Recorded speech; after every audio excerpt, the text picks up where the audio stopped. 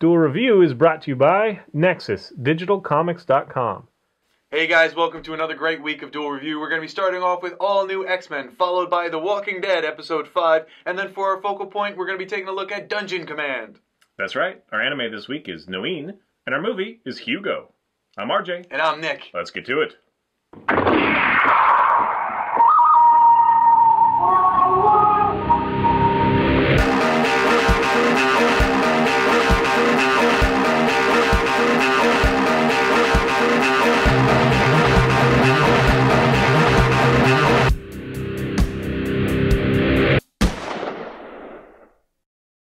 Hey guys, welcome to Monday the 10th of December. We are doing the all-new X-Men from Marvel Now. That's right. And we've got 3 issues now. They're doing it bi-monthly, so every 2 weeks.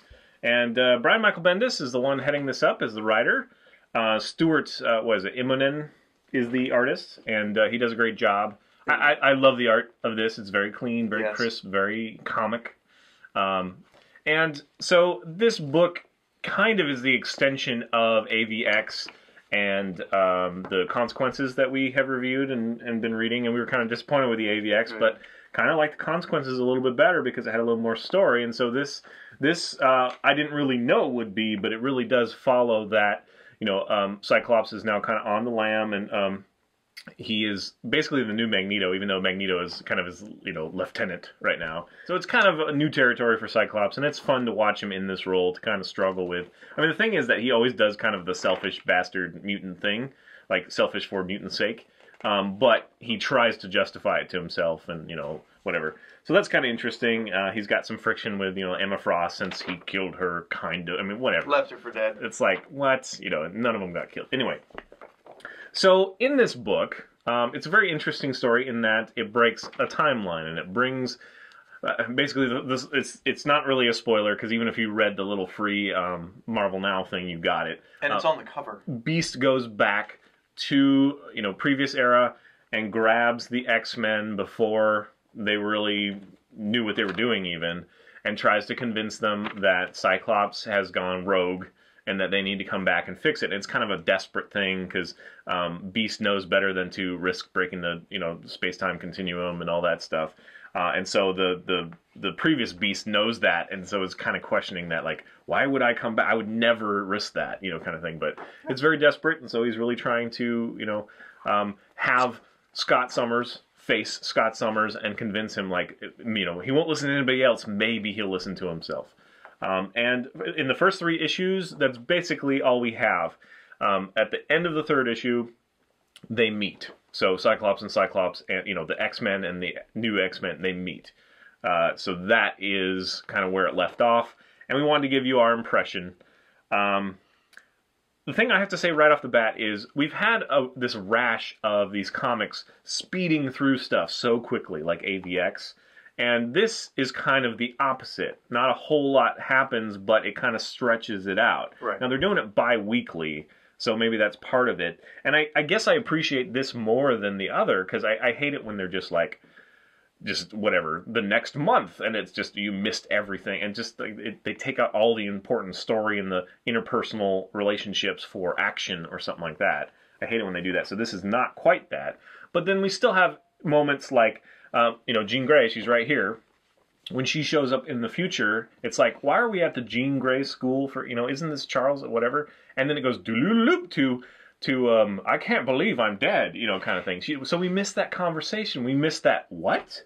And we don't know. I mean, I'm hoping that they'll capitalize on you were the Dark Phoenix and all these horrible things, like let her know what happened and why she's dead later. And that it wasn't part of that conversation that we just missed. Because that sucks. I mean, that's kind of like a weighty thing. It's like, I was wondering, like, I thought they were going to leave her behind or something. I didn't know they were going to bring her into the new future. Yeah. It's like, well, you've been dead for years and, you were murdered because we had to stop you, kind of thing. It's like, yeah, I would like to have that conversation, I'd like to hear that. See her break down with it. But, it is kind of justified because Beast he's having another mutation kind of thing and he doesn't think he's going to survive it. Right. And so there is a sense of hurry. Plus, obviously, Cyclops is going around. He's rounding up new mutants. And can I touch upon that? From what I understand, anyone within close proximity to the Phoenix Force when it exploded is starting this either has new stages of evolution or are being de-evolved, I guess. Well, yeah. Well, what they're saying is that anybody that was touched by the Phoenix Force, so the 5 that were possessed, plus like Magneto, who got a large dose of it, kind of thing, but from fighting them, has their powers are being changed or diminished in some way. So Cyclops is struggling with, keeping his beam in control, and Magneto is struggling with his magnetism. The only one that doesn't seem to be affected, or maybe is the opposite effect, is Magic, which I think is kind of cool. She's like, oh no, I've never felt better, and I have even more that I can do, kind of thing. That's cool. And obviously it also accelerated some of the mutant, genes in normal people. So we're having a rash of people discovering their powers. Right. Now that was one thing, is that there are 2 people that we really spend a little bit of time with that discover their new mutant powers. Maybe there's 3. But the main one is just another one of the stupid stop time things. Yeah. I really hate that. But that's what happens. So, I mean, hopefully there's something a little bit new. So overall, I did enjoy it. I will be continuing to follow it. It is the continuation of this story. I would recommend, if you're interested, to make sure you read the consequences. I think you can still skip the AVX thing. I don't know. If you don't really, if you haven't already read it and you don't really then it probably will be meh for you. And just skip it. Read the consequences, though, because that fills in a lot of the story and gives you the backstory of Cyclops making this choice to go rogue.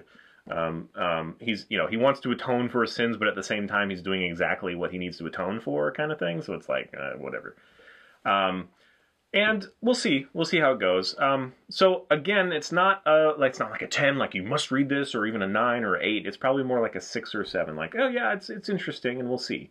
Bendis does a lot of great stuff, but I wish that he would go back to doing stuff like Scarlet, which he never continued, which sucks. I really enjoyed that, and that felt a little different. It felt a little Punisher, but at the same time, I mean, But anyway, so what do you think? I liked it. I'm actually very interested to see where it goes, because... I know when you stopped reading it, you felt like me. I was like, I don't know which way I'm going to go. Yeah. As soon as I finished reading it, I was like on the fence. I really didn't know if I was going to like it or not, but the more I thought about it, the more I liked the idea of, Scott Summers, who has always been this Boy Scout, now has to come into the future to stop his self from doing these horrible things, even though it's justified. But they are the same person, so can future Cyclops persuade past Cyclops that what he is doing is right, and that if he was in his shoes, which he is, although, can you really say that? So if old Cyclops was in past Cyclops was in previous This is how it's, If Cyclops was in future Cyclops' shoes, would past Cyclops do what future Cyclops is doing? We've been complaining about, the stories not having any weight in stuff. And this is kind of confronting us with, well, it does have weight, and we'll see what the past would think of the future now. Right. So that's kind of interesting. And that is interesting. Interesting to see, Iceman, confronts Iceman. That was a funny scene. And then Beast confronts Beast, but we haven't seen Angel, and we haven't seen, obviously, Jean Grey, because she's gone. Right. And that's another wild card. Oh, and the Professor X being dead thing? Yes. That was crazy. And the fact that, Scott Summers did it. Was responsible. Right. So that's all going to be terribly interesting. But also, when you brought up Jean Grey, it just reminded me of another thought that I had. With Jean Grey, knowing that she has died, what is she going to do to, I guess, prevent her own death? Like, how does knowing this information change the past to the future? See, that's the thing, is what is that going to be? Is it going to be wipe their mind and send them back? Because that's the only way I can see this happening. That wouldn't break the reality. Well, no. I think Marvel has established that new timelines are created. So while Beast went into his own past to get the X-Men of the past, a new timeline has then been created. Well, so then when they why go would back, he be worried about breaking the space-time continuum so much? Yeah, I don't really know. So anyway, time travel has always been confusing. Left to be determined, but Brian Michael Bendis, though I feel he's shown weekly with AVX and whatnot, he's a great writer. So hopefully he'll make this a real strong book. So again, bi-weekly, go check it out. I've been following also the Deadpool book. I love that. It's just funny. I do wish that it had. I mean, you brought up that it doesn't have the fractured. It was basically Deadpool got sick, like more sick, and it fractured his consciousness. So now he's back together just the way he was before. So it's still really funny and a lot of pop culture references and blah, blah, blah. So anyway, I was just going to recommend that. And then we're starting to follow, I'm starting to follow Thunderbolts. I think we're going to look into X-Force and a couple of the other ones. From the Marvel Now series, yeah. So we'll let you know how those are. But for now, it's a decent book. Yeah, I enjoyed it. I'm interested. I do enjoy how they changed the cover so that we don't have a whole bunch... But a whole lot hasn't changed. It's just moved to the bottom for most books. I mean, there's one or two that has them like on the side. I mean, like this Deadpool one has his, on the side. So they are, allowing the artist to move stuff around. But it seems like the bottom is the new top. Yeah. So anyway, but I like it better. Anyway. Agreed. All right, guys. If you have any Marvel Now books that you'd like us to review and take a look at, drop us a line, leave us a comment. And we'll be happy to do that. Otherwise, please subscribe to our great YouTube channel and follow our great playlists. Game Live has been a lot of fun. Yes, they have. And please leave comments. We love comments. And you can help us support us by buying our wares at spiderwolf.com. That's right. T-shirts, a card game, art prints, short stories, and more. All right, guys. See you. Oh, I hit it and it bounced right off. See that? It hit. You bastard darts. Never hit. Next up, the final episode of Season 1 of The Walking Dead game. I've worn this shirt before, but it seems a little too green right now. I mean, you should know better than wear green, but it's probably fine. There's a button. Always pushing the envelope. Nick. Does not remember or pay attention, Nick. No, I like the previous. I like green. I do like green. I never get to wear green.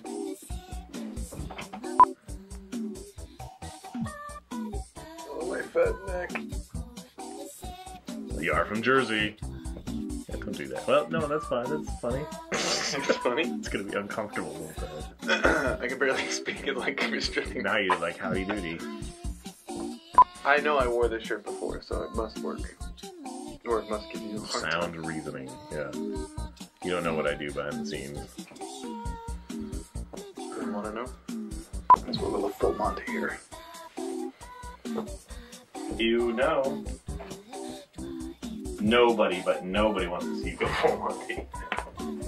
I have had plenty of gay guys say otherwise. Were they named Monty? Maybe they wanted you to fill them. You. Alright, you went there. No, I went like right to the edge of the uncomfortable zone. You just pushed me over. You're like, yeah, no, Nick. That's my job. I just stand behind you and just go.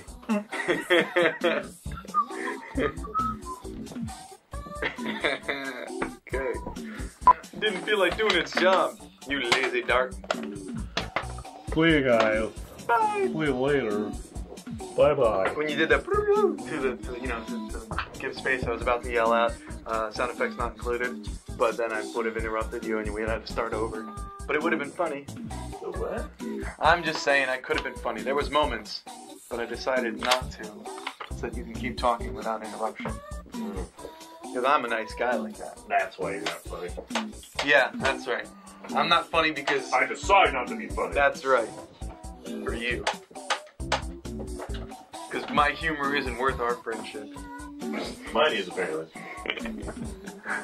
Do something funny. That was a little bit funny.